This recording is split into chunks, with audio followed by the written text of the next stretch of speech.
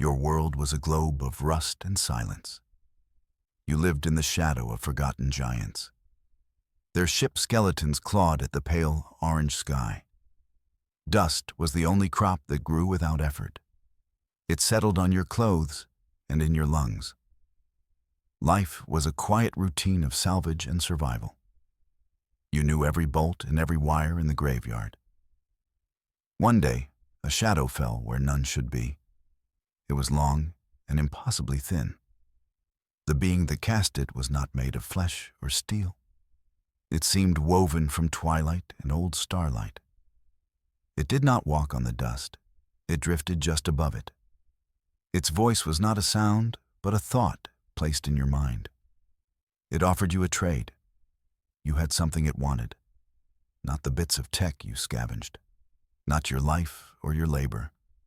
It wanted a single memory, a bright one, a warm one from your childhood. In exchange, it offered the universe, a map to a new beginning, a path to a world with blue skies and real water. It showed you a glimpse, a vision of a green and living place. The offer hung in the air between you. Your dusty future for one sunlit afternoon from your past. You thought of the endless orange haze. You thought of the metallic taste of the air. You decided your future was worth more than yesterday. You agreed to the trade. The being extended a limb made of shifting motes. You felt a gentle touch inside your mind. It was like a cool breeze on a hot day. A warmth bloomed in your thoughts, a memory of laughter, a picnic under a sun you could barely remember, the feeling of small hands clapping with joy. Then, a faint tug. The warmth receded.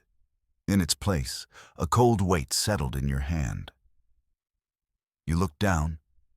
It was a disk of obsidian metal. It was smooth and utterly black. It absorbed the light of the weak sun. There were no lines on it, no buttons or seams. This was your star map. This was your future. You looked up, but the being was gone. The only proof it was ever there was the object in your palm and the hole in your mind. You tried to recall the happy memory, the one it took. There was nothing. Just a blank space. A feeling that something important should be there. A scar on your soul where a smile used to be. The weight in your hand felt heavier now. The silence of your world seemed louder. The dust tasted more bitter. You had bought a path to the stars, but you felt a vital part of you was the price. A piece of the person you were was now just gone. The star map was a stubborn, silent thing. You spent days with it in your small workshop. You ran diagnostics on it with your best scanner. The machine simply hummed and reported nothing. No power source, no data storage, no emissions of any kind. It was, according to your tech, a very well-polished rock. You almost threw it against the wall. You slumped in your chair, frustrated. The cold disk lay on the workbench. Your hand brushed against its surface by accident. A faint light pulsed from within its black depths. A single point of silver light, like a distant star. You touched it again, this time with purpose. The light faded. You tried again and again. Nothing happened. It was not just touch it needed. You remembered the being, the vision it showed you, the promise of a green world. You held the disk in both hands. You closed your eyes and pictured that world. You imagined clean air and cool grass. You let yourself feel a flicker of real hope, a genuine belief that you could get there. The map blazed to life. Thousands of silver lights swirled beneath its surface. They were not random sparks. They were constellations, nebulae, and pathways, a river of stars flowing through the dark. It was beautiful and terrifying. It responded not to machines or commands. It responded to the one thing you had left, hope. The map was not a tool. It was a partner.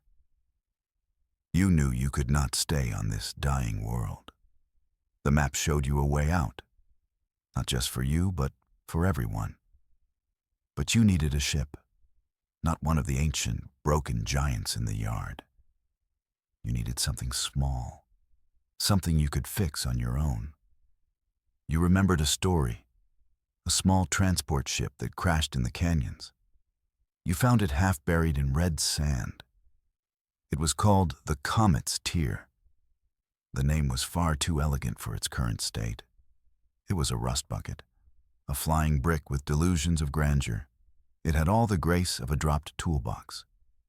But its core systems looked intact. Mostly. Repairing it became your only focus. You worked from sunup to sundown. You traded your best salvage for power cells. You repurposed guidance systems from old mining drones. You patched the hull with sheets of metal from fallen titans. Slowly, painfully, the ship came back to life. Its lights flickered on. Its engine coughed out a puff of dust. It was the most beautiful sound you had ever heard. The day you left was quiet. You took one last look at the orange sky. You did not feel sadness. You felt a great and powerful resolve. Strapped into the pilot's seat, you held the map. You filled your mind with the image of a blue sky. The map glowed, feeding coordinates to the ship's computer. The engines roared. Your little ship trembled and fought against gravity. Then, you were free. The red dust fell away beneath you. The great black ocean of space opened up. Your journey into the void had begun. Space was not silent. It was a low hum of your ship's life support, a soft crackle of star radiation against the hull. For weeks, you drifted through the darkness. The star map was your only guide. It showed you safe lanes through asteroid fields. It pointed you toward gravity wells for a speed boost. You learned to trust its strange intuition. But the outer systems were not empty. They were the frontier, lawless and dangerous. One day, your proximity alarm screamed. A ship appeared behind you. It was ugly and brutal, a patchwork of stolen parts and heavy weapons. Its hull was scarred from 100 battles. Pirates, exactly what the old stories warned you about. Their message flashed on your screen. No polite requests, just a demand. Surrender your cargo and your ship. You looked around your small cockpit. Your only cargo was some nutrient paste and spare parts. They did not want your ship. They wanted your map. Word of strange artifacts travels fast in the dark. You had no weapons to speak of. Fighting was impossible. Running was a fool's errand. Their ship was much faster than your little transport. You had only one advantage. You knew your ship. Every flaw, every leaky pipe, every rattling panel. You smiled. Maybe a leaky pipe was exactly what you needed.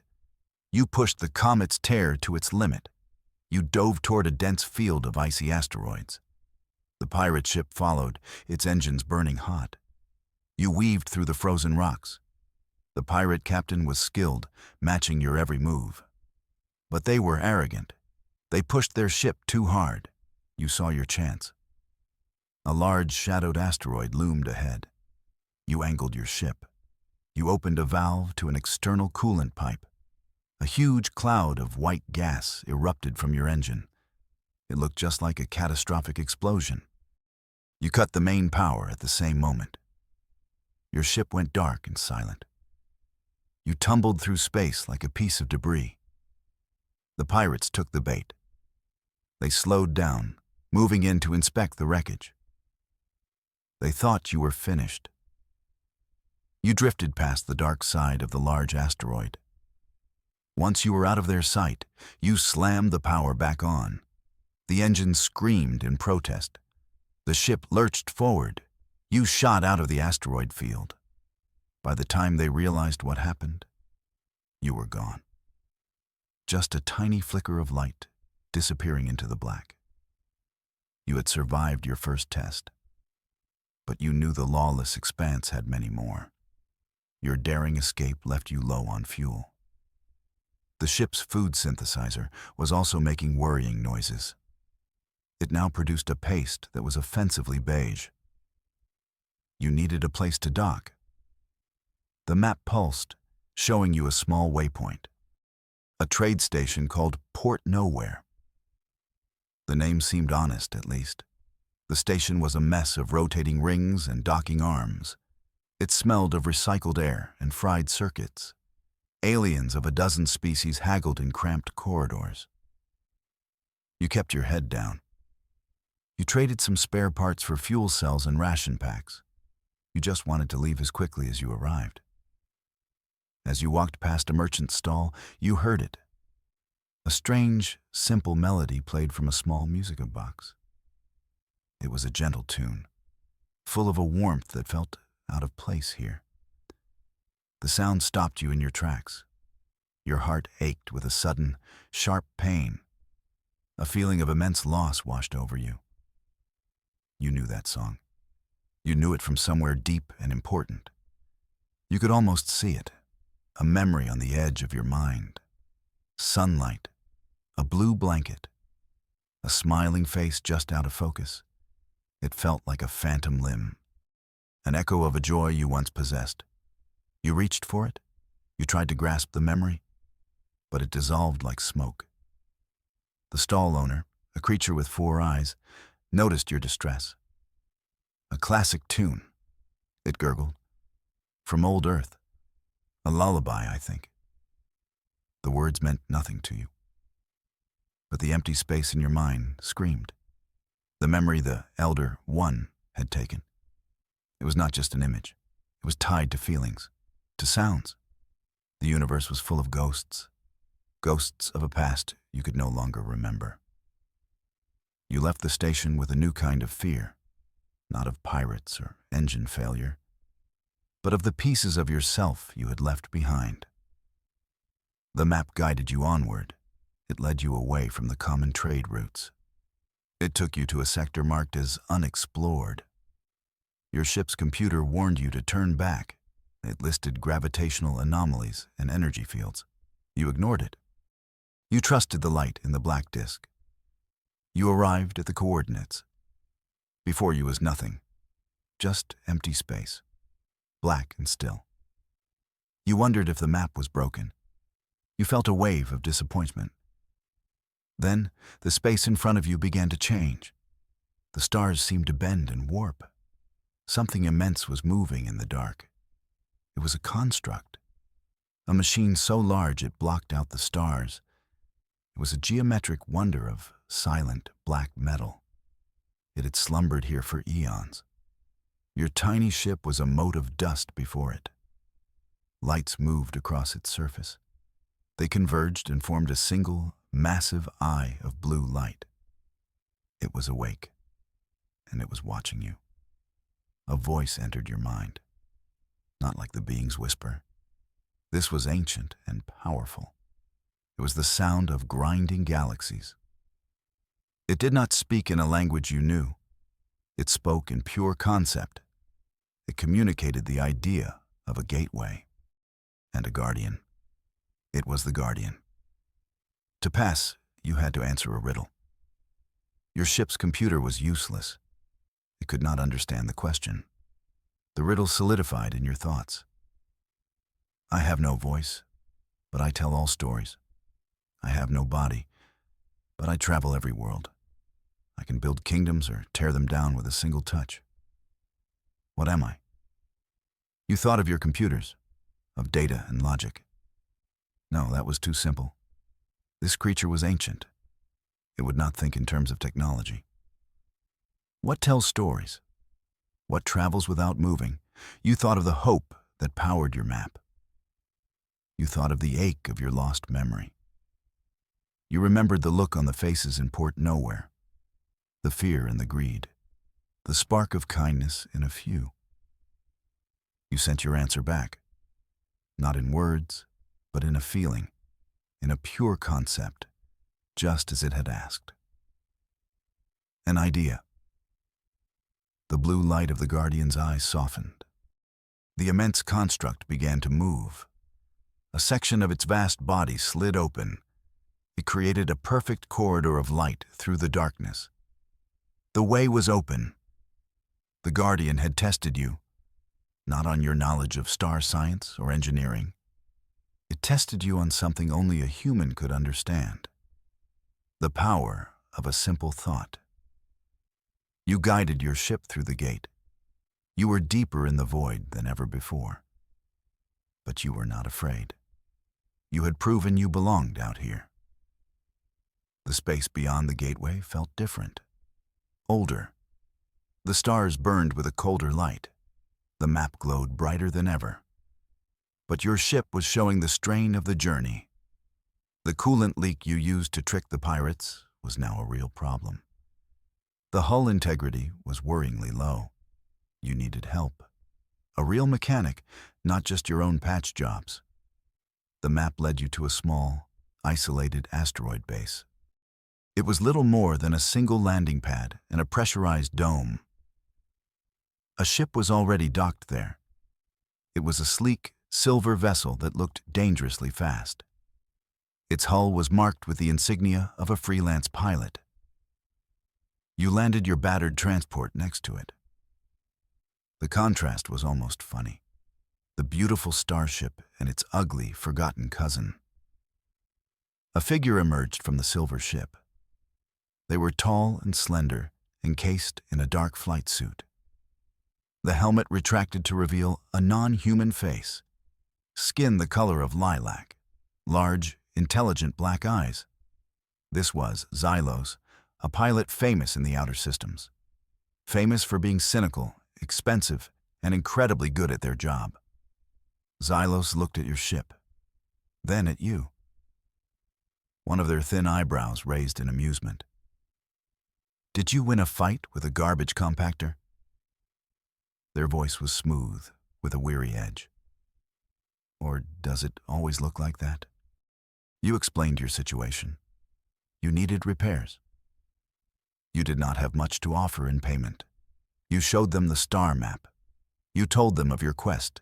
You thought they would be amazed, intrigued. Instead, Xylos laughed. It was not a cruel laugh. It was the sound of someone who had seen too much. A magic map? A promised land? Kid, you are chasing a bedtime story. They saw you as a foolish child on a hopeless quest. The stars are not a place for dreams, Xylos said, their tone softening slightly. They are cold and empty. They are full of people who will take everything from you. They pointed a long finger at the map in your hand. That thing will get you killed. But they paused, looking at the determination in your eyes. Your ship's drive is a fascinating wreck. I have never seen a fusion core so stubbornly functional. I will help you, for the challenge of it, and to see how this ridiculous story ends. They were not a believer, but they were a friend when you needed one most. With the help of Xylos, the repairs were faster. They were a genius with ship systems. They sealed the coolant leak and reinforced the hull. They even managed to coax your food synthesizer into making something that was only slightly beige. During the work, you showed them how the star map worked. You held it and filled your mind with hope. The map came alive, not just with points of light. This time, it projected a three-dimensional image into the cockpit. It was a swirling, beautiful display of star-born rivers. Constellations moved and shifted like living creatures. A great eagle made of burning suns, a serpent of dark nebulae. It was more than a map. It was an observatory of impossible wonders. Xylos fell silent. Their cynical attitude melted away. They watched the living stars with wide eyes. I have flown these lanes for 50 years, they whispered. I have never seen anything like this. The map seemed to sense their presence. It shifted its display, highlighting a route through a pulsar cluster. A route Xylos had always believed was impassable. That should be impossible, they said. The map was not just a guide. It was a living entity. It connected directly with your ship's navigation. It adjusted your course in real time. It dodged micrometeoroids you never saw coming. It found hidden currents in space to ride. Flying was no longer a struggle. It was like a dance. Your ship, the map, and you, all moving as one. Xylos just watched, their skepticism replaced by a profound sense of awe. You had found a friend in the black, and you had shown them that some stories are real. Your journey with Xylos continued. Their ship flew alongside yours, a silver streak next to your stubborn, patched-up transport. They were your shadow and your guard. One cycle, you entered a dense nebula. The map had assured you of a safe path. But the nebula was electrically charged. It played havoc with your ship's systems. Suddenly, all your screens went black. Your controls froze. The ship's emergency power failed to engage. You were flying blind in a storm of cosmic energy. An alarm blared. A collision alert. A massive rogue asteroid was tumbling directly toward you. Xylos's voice crackled over the comms, full of panic. Eject! Get out of there now! But the escape pod launcher was dead too. There was no way out. You were trapped. Despair washed over you. Then something strange happened. As fear took hold, a calm focus settled in your mind. Your hands moved on their own. They went to a maintenance panel below the console. You did not know why. You ripped the panel off. A mess of wires and conduits sparked within. Your fingers knew exactly which ones to touch. You bypassed the fried circuits. You rerouted power from the life support system. A specific sequence. A delicate, complex procedure you had never learned. You had no memory of ever doing this. The ship's main thruster roared to life. Just for a second. It was enough. The ship lurched sideways. The asteroid skimmed past your cockpit. So close you could see the ice crystals on its surface. Your screens flickered back on. The power stabilized. You were safe. Xylos was silent on the comms for a long moment. How did you do that? They finally asked, their voice full of disbelief. That was a masterclass bypass. Not even I knew that trick. You had no answer. You looked at your hands. They had moved with a forgotten skill. The memory the Elder One took from you. It was not a simple image of a picnic. It must have been from a parent, an engineer, a pilot. The knowledge was still there. Not erased, but repurposed. Hidden deep within you. It had become instinct. The shadow of your past had just saved your future. You were more than you thought you were. The near disaster in the nebula left you, and Xylos, shaken. It also raised new questions. What was the memory you lost? Who were you before you became a scavenger in the dust?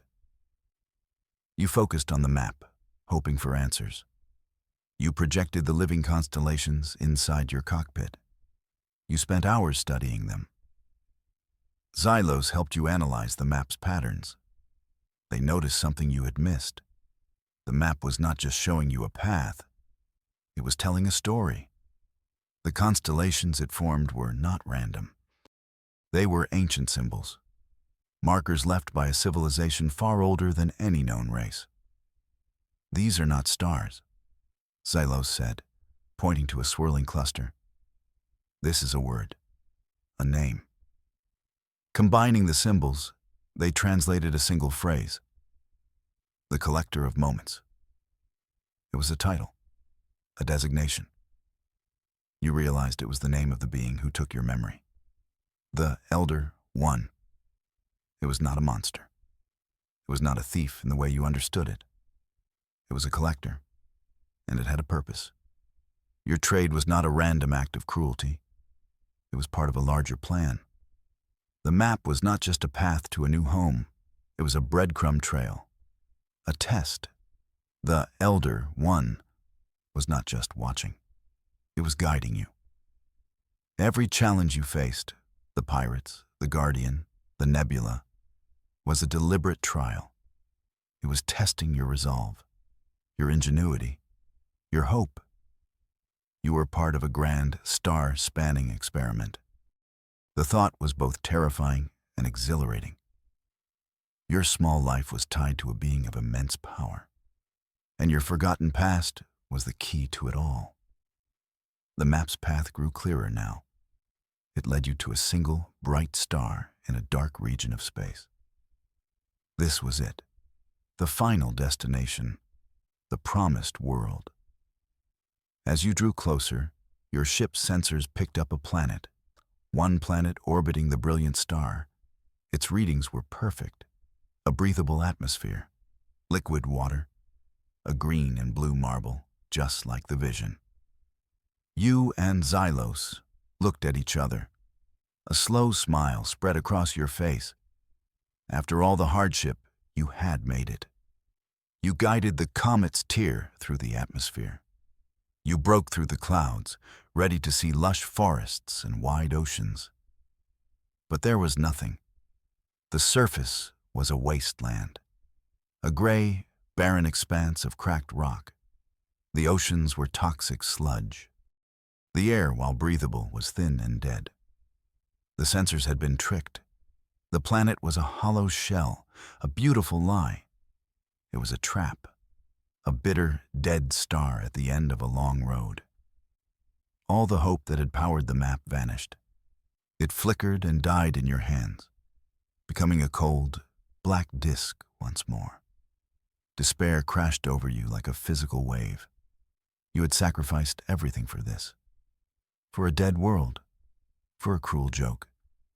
Xylos tried to comfort you, but their words were hollow. The silence in the cockpit was heavier than any planet. Your journey was over.